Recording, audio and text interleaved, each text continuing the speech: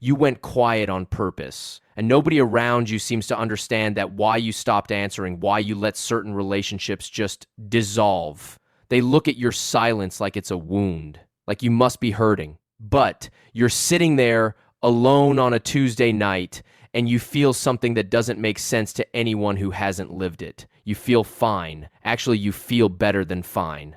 And that feeling, that unexpected peace inside the withdrawal, is exactly what we're going to talk about today. Welcome to Decoded Psychology, where we go beneath the surface of behavior most people never stop to question and find the real psychological architecture underneath. Tonight, that means looking honestly at the people who walk away and why walking away sometimes takes more strength than staying ever did. Here's what you need to understand first. You were not always this person. There was a version of you not long ago, maybe a lifetime ago, who answered every call, who absorbed every crisis, who sat on the other end of someone else's spiral at 2 a.m. and gave everything you had, knowing you had work in the morning, knowing they'd be back next week with the SME problem and the same excuses. You were the reliable one, the one people called when things fell apart. And here's the part nobody talks about. That person was exhausted, not just tired. Bone deep, soul level exhausted, the kind that doesn't go away with sleep. So something shifted. You didn't pick up the phone one day, and the world didn't end. And that quiet moment was the beginning of something your nervous system had been trying to orchestrate for a very long time. Dr. Stephen Porges, a neuroscientist at Indiana University, developed what he calls polyvagal theory. The short version. Your nervous system doesn't have one mode, it has several. And when it detects that social connection has become a source of threat rather than safety, when people have drained you too many times, it doesn't ask for your opinion. It shifts you into what researchers call the dorsal vagal response. Withdrawal. They watch your nervous system is doing exactly what it evolved to do. It's protecting a resource that is genuinely finite, your energy. But here's the question that matters more. Where did your nervous system learn that? To people were a threat in the first place. For most people who cut others off, that answer goes back further than they'd like to look. Psychiatrist Murray Bowen spent decades studying how emotional patterns transmit through families. He had a name for what many of us learned as children: emotional cutoff. It describes what happens when a child grows up in an environment where closeness feels unpredictable, where love and instability come packaged together, where you learn to read the room before you were old enough to understand why you were doing it. Maybe you spent years scanning a parent's face the moment they walked through the door, trying to determine in 3 seconds whether tonight was safe. Maybe the people who were supposed to be constant were anything but. So you adapted. You developed a sensitivity most people don't have. You became the one who could sense tension before it entered the room. And then you grew up. And that same blueprint, the one your younger self drew as a survival map, started showing up in your adult relationships. The moment someone gets too close, something in you quietly begins calculating the exit. That is not a character flaw. That is archie, texture. The question is whether it's still serving you. Because here's where this gets uncomfortable, and it should. A little. The CDC has documented that prolonged social isolation raises your risk of heart disease by 29%, stroke by 32%, dementia by nearly half. These aren't soft statistics. Isolation, real isolation, is physically damaging.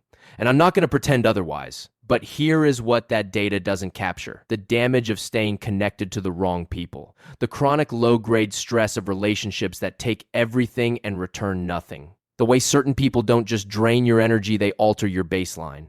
They make you someone you don't recognize. There is a difference between walls and boundaries, and it's not a small one. Walls block everyone. They don't discriminate between the person who would hurt you and the person who would actually show up. They're built from fear, and they keep you safe in the way a locked room keeps you safe, technically protected but trapped.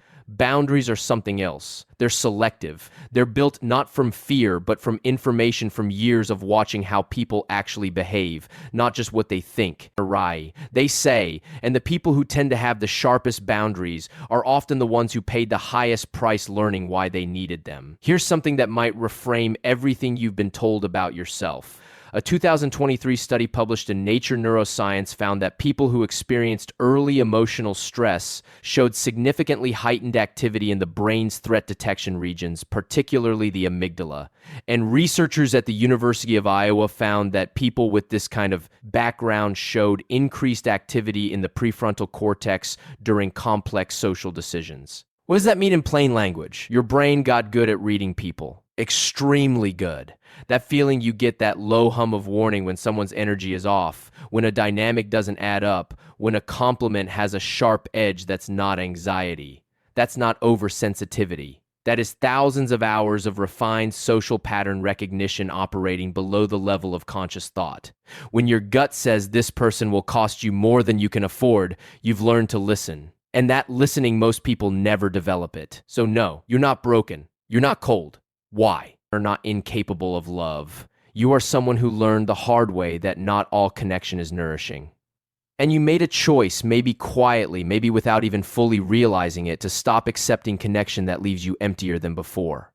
There is a word for what you're actually living. It's not isolation. It's not withdrawal. The word is solitude.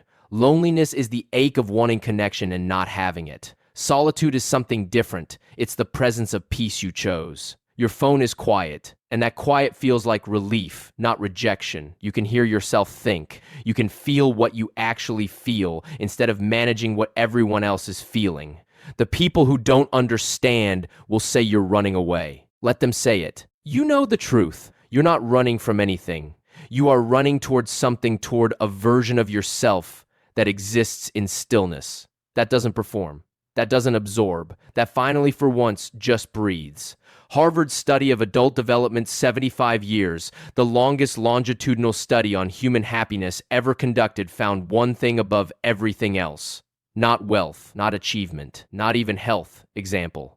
Exactly. The single greatest predictor of a long, satisfying life was the quality of a person's close relationships, not the quantity. The quality. If your circle is small, but the people in it actually see you, not the version of you that shows up to keep the peace, but the real one, then you are not doing it wrong. You are doing it right. That is not isolation. That is discernment. And discernment is one of the quietly fiercest things a person can build. If any of this felt like a language you've been missing, a way of understanding, something you've always felt but never had words for, this channel was built for exactly that. Subscribe to Decoded Psychology. Every week, we take the things happening beneath the surface of your life and bring them into the light.